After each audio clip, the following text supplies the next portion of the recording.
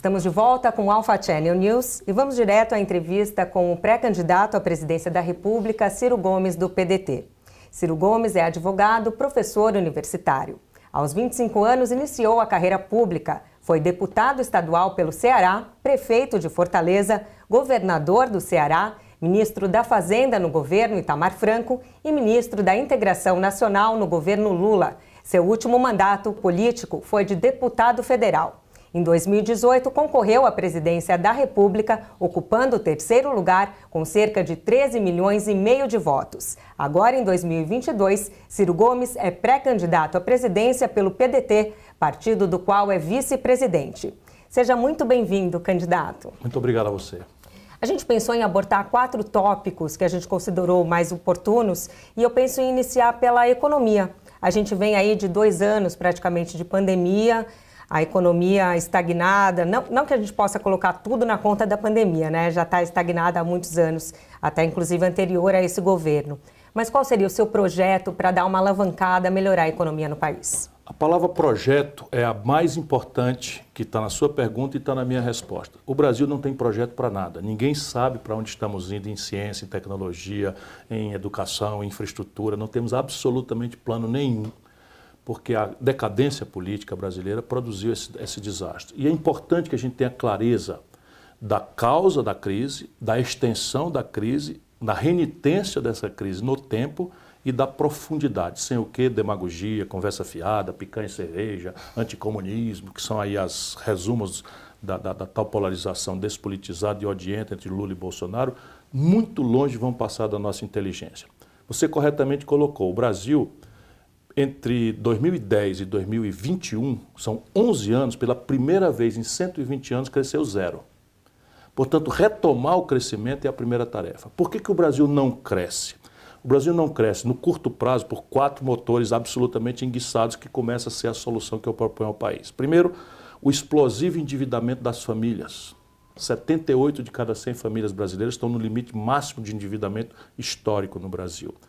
Como os juros são os mais exorbitantes do mundo, e essa é uma causa ancestral da crise econômica renitente no Brasil, 65 milhões de brasileiros estão inadimplidos no SPC. E não há quem os faça sair disso sem uma política pública que apoie um esforço de renegociação, não é negócio de dar dinheiro para ninguém, nem perdoar a dívida de ninguém, mas é reestruturar a dívida dessas famílias através de um programa que nós já fazemos no Ceará, em que o governo mediano consegue descontar 90% do valor médio dessa dívida e os 10% remanescentes você pode refinanciar mediante uma adesão a um curso vamos dizer, de educação financeira, para que as pessoas não reincidam nessa inadimplência. O Banco do Brasil e a Caixa Econômica sabem fazer isso, é apenas necessário que eles saiam do cartel de bancos privados onde eles estão para cumprir essa política pública. O mesmo para as empresas. Nesse momento, 6 milhões de empresas estão inadimplentes no Serasa, que é a antecedência da falência. Se nós colocarmos 3 empregos por empresa, nós estamos falando de 18 milhões de empregos que estão com a faca no pescoço no Brasil. Nós temos como tirar ali 30, 40 bilhões de dólares das nossas reservas cambiais e fazer um fundo de reciclagem desse endividamento mediante também um plano de reinvestimento e de formalização de uma relação de trabalho. Também está bem pensado, eu quero apenas resumir para você. O terceiro movimento, e aquele que é mais urgente, é de retomada de 14 mil obras públicas. Dizia o Lord Keynes que em tempos de depressão econômica, e é do que se trata, os governos deveriam pagar para o povo cavar um buraco e depois pagar para esse mesmo povo tapar esse buraco. Querendo com essa figura, né, dizer do papel essencial que os Estados nacionais têm, historicamente e hoje também no mundo inteiro, né, de apoiar o esforço de saída do capitalismo das crises recessivas ou depressivas, como é o caso da brasileira. No caso brasileiro, 14 mil obras já licitadas, já licenciadas, que é uma via crucis para a gente licitar uma obra no Brasil, tanto são as burocracias e incidentes, como também para o licenciamento ambiental. Retomá-la significa gerar empregos rápidos num setor que a densa mão de obra de baixa qualificação, que é o drama da periferia do Brasil. A construção civil não exige grande sofisticação e não importa nenhum insumo do estrangeiro. Para isso eu preciso dizer de onde vem o dinheiro. E eu tenho aqui um conjunto de propostas claras que anunciam um fundo de infraestrutura de 3 trilhões de reais em 10 anos. São 300 bilhões de reais por ano, que eu vou tirar de alguns lugares que são só em linha com as melhores práticas internacionais e com coisas que a literatura recomenda e que o Brasil não pratica. Por exemplo, renúncias fiscais de 350 bilhões por ano. Se eu corto meros 20%, eu arrecado 70 bilhões de reais. E por aí eu mostro como a gente pode fazer. E por fim, nós precisamos fazer um esforço acelerado de reindustrialização do país. Por onde é que nós podemos começar a reindustrialização do país? Por aqueles mecanismos onde o dinheiro já está ouvindo a conversa, que é o mais difícil. Por exemplo, o Complexo Industrial da Saúde. A pandemia revelou aquilo que eu tenho tentado há 10 anos mostrar para o povo brasileiro. Não é? A dependência crítica que o Brasil gerou de coisas que vêm do estrangeiro. O Complexo Industrial da Saúde, só para você ter uma ideia, o governo federal importa 17 bilhões de dólares antes da pandemia, financiando empregos na Índia, na China, na Europa, nos Estados Unidos. 80% disso é patente vencida, que você com os institutos tecnológicos, as universidades, você pode incubar empresas de jovens empreendedores, porque a compra governamental garante o fluxo de mercado para começo de conversa. E isso é protegido no nosso status na Organização Mundial do Comércio. O Complexo Industrial do Agronegócio, agora também a tragédia está nos mostrando, a guerra da Ucrânia, da Rússia, né, na Ucrânia, sim, revela a dependência da maior agricultura do mundo, tropical, que é a nossa, compra 80% dos seus adubos do estrangeiro. Sabe, não faz sentido isso. Nenhum sentido. Eu fui visitar a AgriShow, 100% daquelas máquinas extraordinárias importadas do estrangeiro. Pode até ser montadas aqui, mas são importadas do estrangeiro. Então é preciso entrar numa dinâmica de política industrial para verticalizar o máximo possível naqueles setores onde a gente já está gastando dinheiro, para gerar empregos e oportunidade de animação da atividade econômica no Brasil. Acredito que se mexer nesses 4 motores, o Brasil encerra a depressão econômica. Perfeito. Vamos aproveitar então e falar um pouquinho sobre saúde também. O senhor acabou citando aí o setor da saúde, que também foi muito afetado agora durante a pandemia. Quais seriam as suas propostas para essa área? Me apresentando, eu também fui secretário de saúde. As pessoas perguntam, quando foi? Mas eu fui secretário de saúde também. Em Fortaleza? No Ceará, secretário do Estado, porque havia ali uma crise muito grave e precisavam de um administrador experimentado que fizesse as coisas acontecerem. Normalmente nas crises é a mim que me chamam. Foi assim lá atrás com o Plano Real, foi assim no escândalo do Mensalão, no governo do Lula. Então eu sou homem treinado para as crises. Então veja, a saúde brasileira está muito bem pensada, generosamente, naquilo que é idealizado no SUS. Só que o SUS está a meio caminho e depois de 30, 40 anos de experiência vitoriosa, porque considerando, né, a tragédia do mundo, por exemplo, nos Estados Unidos, eu vi, morando em Boston, quando eu fui visit scholar na Law School de Harvard, né, eu vi uma pessoa que eu corri para acudir com a fratura exposta aqui na perna, quando as pessoas diziam, call the 911, call the 911. E a pessoa dizia, não, não, não. E eu não entendia por que a pessoa no chão, com a perna quebrada, não queria que chamasse a ambulância. Porque lá, se chamar a ambulância, é paga. Custa entre $1.500 e $2.000 só o traslado de um atropelado no meio da rua. No caso brasileiro, nós temos essa generosidade, pelo menos na promessa, de um sistema universal, aberto a todos, em qualquer nível de complexidade e sem ônus para ninguém. Claro que a distância entre essa promessa e a realidade é muito grande. Mas ainda assim, é preciso entender o que está faltando no SUS. E o que está faltando no SUS é um choque de gerência e o aperfeiçoamento do financiamento. O que é o choque de gerência? Hoje você não tem prêmio e punição para nada. Então você vê, por exemplo, a direita mais conservadora descuidou da oferta de médicos para a saúde da família. Aí vem a esquerda petista e tem uma solução brilhante, põe muitas aspas e ironia nisso. Qual é? Trazer de Cuba os médicos para um país como o Brasil. Tenha paciência. Que isso tem um efeito de curto prazo, que ilude as pessoas, como se fosse uma boa providência. Mas eu penso de outra forma. Eu penso que é preciso, nessa questão da gestão, entrar numa grande dinâmica de criar uma carreira de Estado, de medicina, da família. Isso envolve um processo de qualificação desse equipamento, porque hoje as escolas de medicina estão preparando especialistas muito precocemente, praticamente não há mais o generalista, o clínico geral, como algumas especialidades, pediatria tem uma demanda reprimida no Brasil, não é? Então você tem que fazer isso, organizar as residências, compatibilizá-las, e para isso é criar carreira de Estado. O promotor não começa lá na pequena cidade do interior, Tupã, Marília, Lorena, e vem crescendo até chegar na capital. E assim eu acho que nós temos que criar com os médicos, que é o meu entendimento com as entidades que organizam a medicina. Amanhã até tem uma reunião, mais uma vez, com o corpo de médicos que me ajuda a pensar essas coisas. E a questão do financiamento. Eu já lhe disse que o Brasil, de forma imprudente, destruiu a sua indústria como um todo, mas especialmente destruiu a indústria do complexo da saúde. Próteses, sabe, todos os fármacos, todos os químicos, bengala, cama de hospital, cadeira de roda, tudo importado. E, portanto, os custos de oferta da medicina brasileira são globais. Então, assim, quanto é que custa você fazer um bom atendimento traumatológico na Inglaterra, onde tem um sistema parecido com o Brasil? Acredita, é o mesmo custo no Brasil. Porque tudo é importado globalmente, os preços são iguais. E o financiamento brasileiro está 1/8 do financiamento britânico. Entendi. É preciso sanear sob o ponto de vista de gestão, porque há muito desperdício, muita roubalheira, enfim, isso é preciso fazer, mas é preciso considerar a necessidade de estruturar um financiamento para preservar a ideia generosa de que todo mundo deve ter direito a uma saúde pública, universal, gratuita, em qualquer nível de complexidade e sem condicionamento.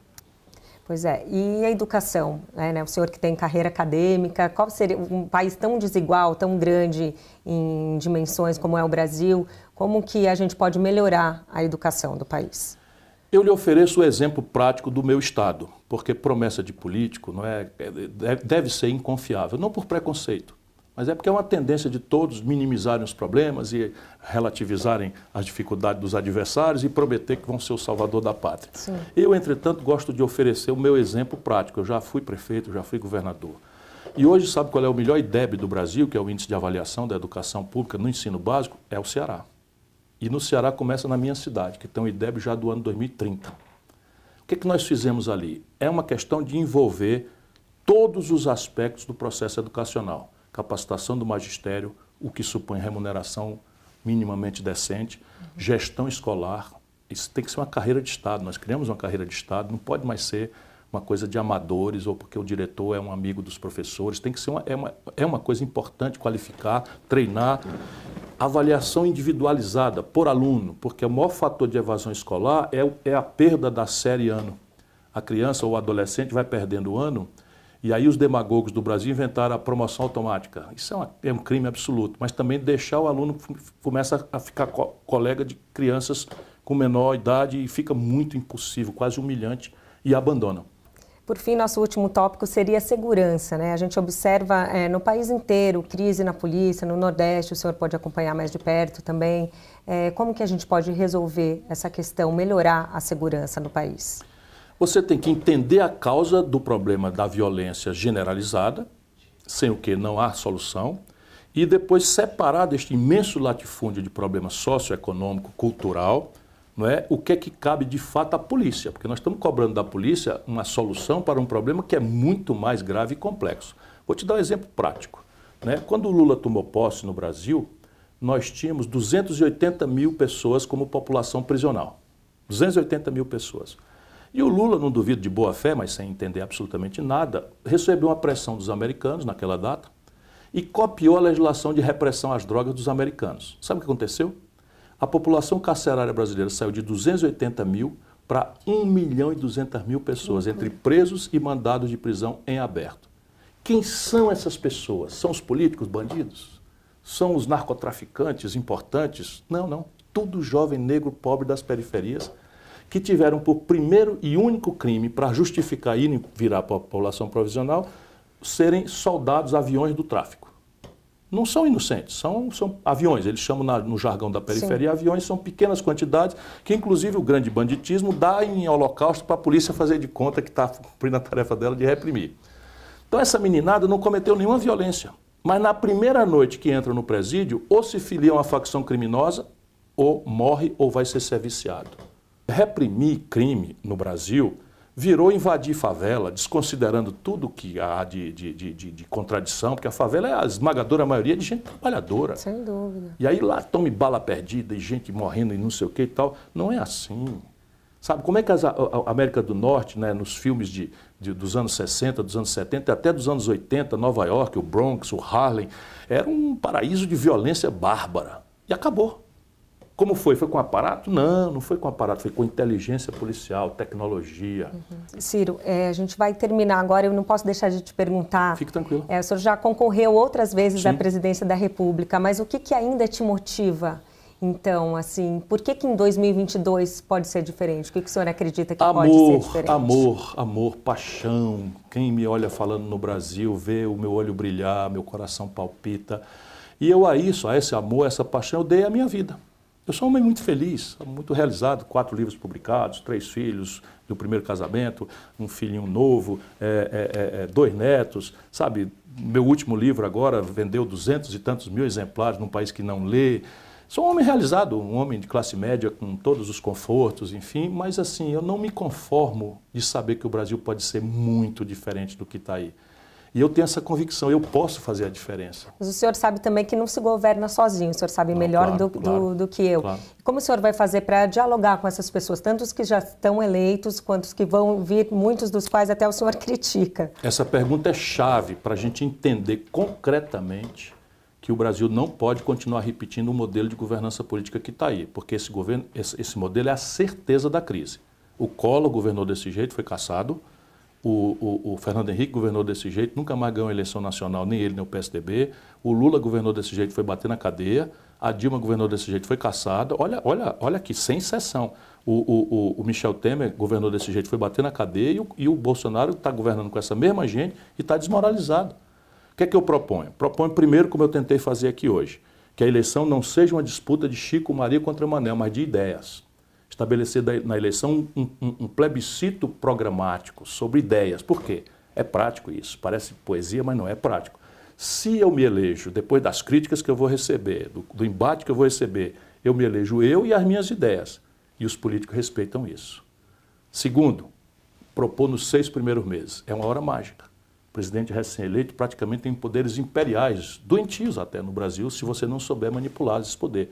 Como os candidatos não tinham proposta, não tem projeto, não tem compreensão do Brasil, da redemocratização para cá, é só dar a mão para a boca e tal, não tem essa proposta, essa reforma. O Fernando Henrique teve o Brasil na mão. Passou o seu tempo, o senhor quer dizer. Pronto, então, os 6 primeiros meses eu proponho o que está escrito num livro. Eu vou propor, vou dar detalhes, como é que faz. Eu quis resumir aqui, apesar de ter falado muito, mas eu tenho um estudo escrito, de onde é que vem o dinheiro, quanto custa, papapá e tal.